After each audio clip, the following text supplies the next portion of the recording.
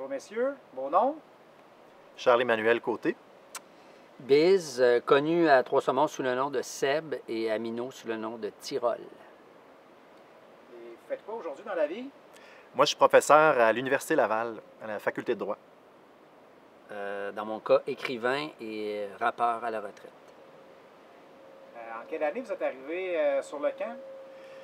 Alors moi, je suis arrivé comme campeur dans le groupe des Sentinelles en 1982 à Minogami. Alors, c'était le début de ma carrière de campeur. Et puis, je suis arrivé comme moniteur en 1991, à l'été 91, au camp Trois-Saumons. Toi, Biz? Moi aussi, 91, classe verte 91. C'est là qu'on s'est rencontrés d'ailleurs. Moi, je déménageais après le pré-camp, pendant le pré-camp, des cornettes à l'état-major. Et j'avais beaucoup de bagages et un affreux chapeau rasta sur la tête. Et Charles, dans sa grande magnanimité, a eu pitié de mon look et de mes bagages, puis il m'a fait un lift avec sa Honda Civic. Ouais. Et là, on a commencé à connecter sur Iron Maiden, si je me souviens bien. Ouais. Et puis, le reste appartient à l'histoire. Wow, c'est le fun. Donc, on va parler justement de votre grande amitié qui s'est développée au camp. Donc, dans ce contexte-là, dans quel contexte vous avez commencé à travailler ensemble? Là? Bien, en fait, on avait été, tu sais, au camp pendant les... ça devait être pendant les classes vertes. On était affectés à différentes tâches. Et là, on avait été affectés à la tâche des cuisines, qui n'était pas la tâche la plus recherchée par les moniteurs. Et donc, on s'était ramassés à faire la plonge ensemble. Et puis, écoute, on a lié amitié en faisant la plonge au camp. Puis, on a eu envie finalement de prolonger le plaisir en participant, en organisant des activités, même si on n'était pas obligé, de kermesse. Alors qu'on aurait pu simplement prendre congé une fois que notre plonge était faite, mais on a comme bien connecté là-dessus, puis c'était une connexion qui s'est pas vraiment arrêtée depuis. Et puis on était passé à la réserve pendant la période de sieste ou de plume, puis on a pris les premières affaires du bar qu'on a trouvées, c'est-à-dire un jeu de poche, 2 maillets de croquet, puis une balle de golf. Puis là, on a installé ça à la place d'administration comme un jeu de kermesse qu'on animait, qu'on avait appelé pote dans le trou. Puis là, il suffisait d'envoyer la balle dans le trou. Mais il y avait une particularité, une valeur ajoutée, c'était qu'il y avait une portion analyse et commentaire de la part de Charles et moi-même. Et c'était ça qui faisait qu'à un moment donné, on se servirait, la moitié du camp faisait la file pour participer à Pote dans le trou. On analysait les techniques frontales, latérales, le pointage. Enfin, on délirait vraiment comme il faut. On faisait de l'analyse fine. Puis comme au mini-pot. Moi, c'était mon modèle. C'était vraiment le mini-pot.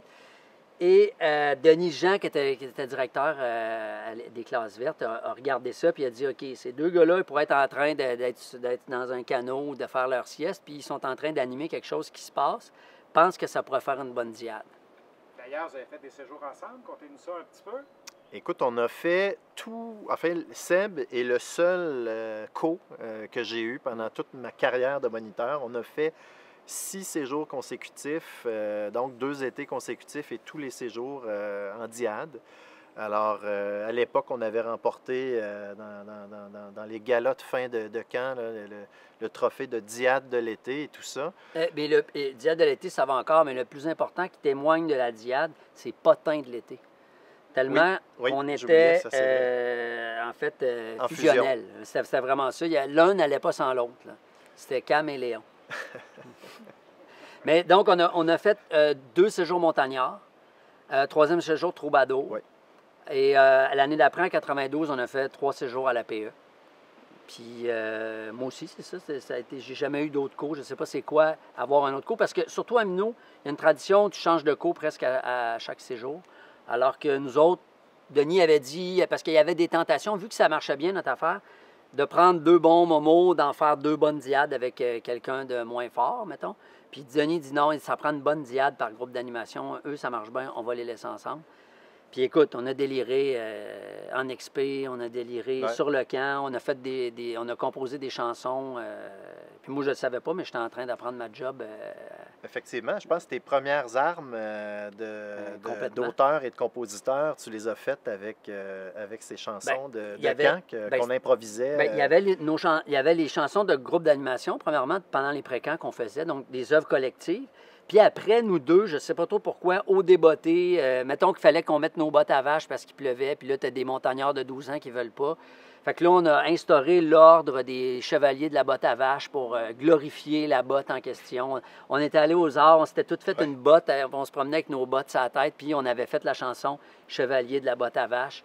Puis en fait, chaque occasion faisait le larron et sa chanson, en fait. tout à fait. APE, on avait, avec un campeur, on avait... Ça, c'était l'été 92. C'était l'été où Metallica venait de larguer l'album Noir. Ouais. Moi, j'étais allé dans un congé. J'étais revenu, j'étais la première personne, la seule personne au camp qui avait ce disque-là, le tant attendu album de Metallica. On l'avait écouté, puis ça roulait en boucle à PE, puis on avait fait une chanson avec Enter Sandman sur la PE, qui était considérée presque comme un groupe d'animation à part C'est ça, entière. Là, on voit que vous êtes encore aujourd'hui ensemble. Qu'est-ce qui a fait que vous avez gardé vos liens? Charles-Emmanuel, tu es à Québec, Biz est à Montréal. Donc, qu'est-ce qui fait que ce lien-là reste? Bien, écoute, nos liens sont restés. D'abord, il faut dire qu'à la fin de l'été, après un été complet de diade, on a toujours eu besoin d'un petit break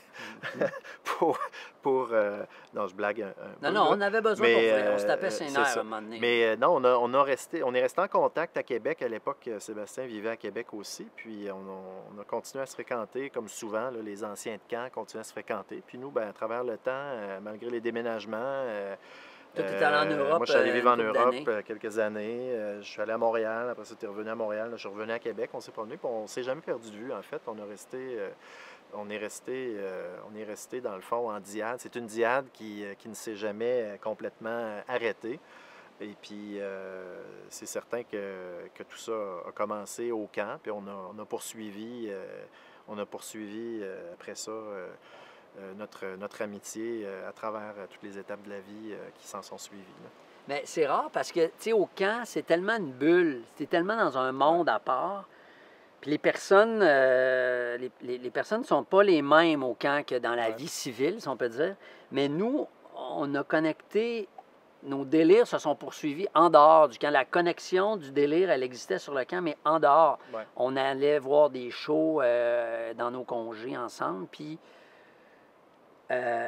nos enfants se connaissent aussi. On a fait des trucs, des tailgates aux États-Unis avec nos enfants, tout ça. Puis, tu sais, ce genre d'amitié-là, tu les comptes sur une main de menuisier. Tu sais, t'en as 2, 3 bonnes dans ta vie. Puis le camp, c'est un laboratoire d'amitié formidable parce que, justement, tu sais, à un moment donné, il était tombé, justement, pas dans le trou. La table sur laquelle il était s'est effondrée. Il s'est cassé le bras. Puis à un moment donné, il revient dans l'entre-deux, puis il dit Seb, j'ai quelque chose à te demander, c'est vraiment gênant, mais il y a juste à toi que je peux le demander. Il faut que j'aille pisser, pourrais-tu me remonter mes culottes, s'il te plaît, je suis pas capable de me zipper. Fait que c'est ça que ça fait, un co. Et c'est pour ça qu'on a potin de l'été après ça. C'est bon. Diriez-vous, les gars, que votre passage au camp vous aide aujourd'hui dans votre vie professionnelle? Bien, moi, dans mon cas, le passage au camp m'a aidé de façon insoupçonnée. Et là, je ne parle pas ici de la technique de clown que j'ai eu la chance d'apprendre, mais bien plutôt, non, le passage au camp m'a beaucoup appris, en fait. Puis sur le coup, tu ne te rends pas compte de tout ce que tu apprends, en fait. Mais j'ai... Laver des chaudrons comme il faut. Oui, voilà. Mais moi, mon métier, moi, c'est d'être professeur d'université. Alors, on peut se dire on est loin d'un camp de vacances, mais animer un groupe...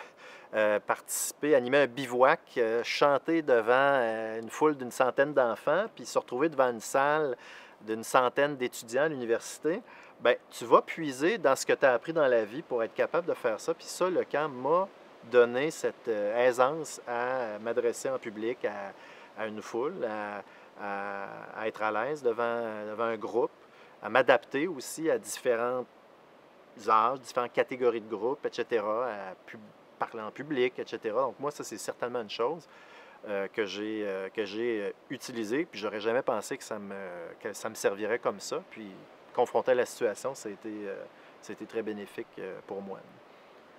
Ben, moi, dans mon cas, c'est peut-être même plus direct que ça, parce que il y a tout l'aspect des chansons, là, de composer des chansons. Nous autres, on était une usine à chansons, la Diade, là, vraiment. Puis, ben, c'est ça, ça a été ça mon métier pendant très longtemps. Et aussi, comme tu le disais, moi, j'étais quelqu'un de relativement timide. Je parlais pas vraiment. Je parlais en petits groupes à mes amis, mais je m'adressais pas à des grands nombres. Puis là, quand il faut que tu chantes Marie-Madeleine ou l'habitant de Sainte-Barbe devant le camp au complet, ben tu le fais, là. Tu dis pas non, je suis trop gêné, je vais aller plonger à la place. Il faut que tu le fasses. Alors, cette idée de dire au camp, tu fais des affaires que tu n'as jamais faites de ta vie.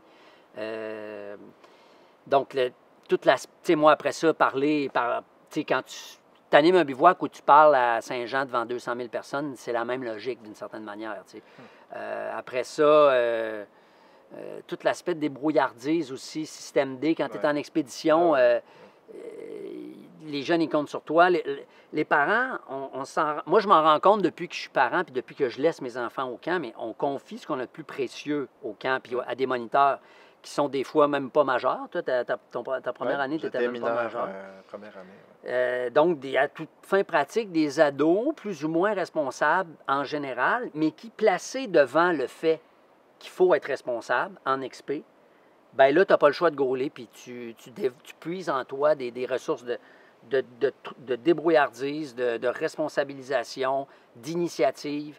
Tu sais, faire la cuisine, c'est con, mais faire la vaisselle, un coup que tu as fait ta vaisselle avec du sable en expé, là, tu peux faire la vaisselle chez vous après, là. C'est pas un problème, là. Quand tu as fait la plonge pour 300 personnes, faire la vaisselle pour 4 personnes après, ça se fait assez facilement, là.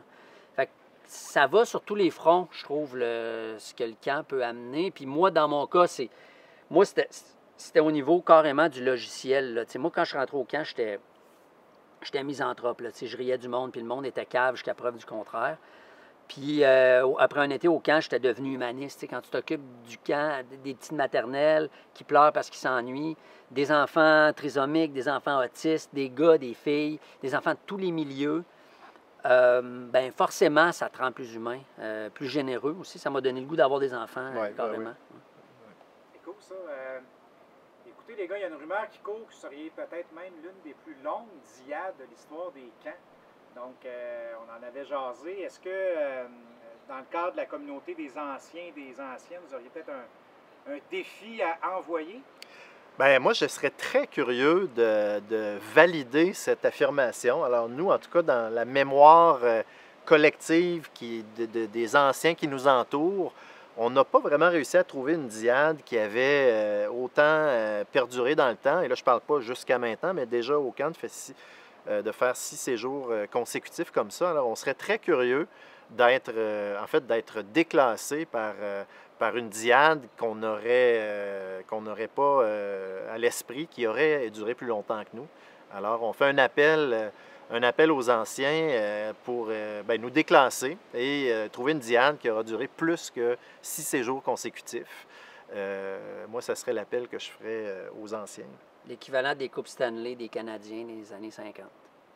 6 de suite à battre.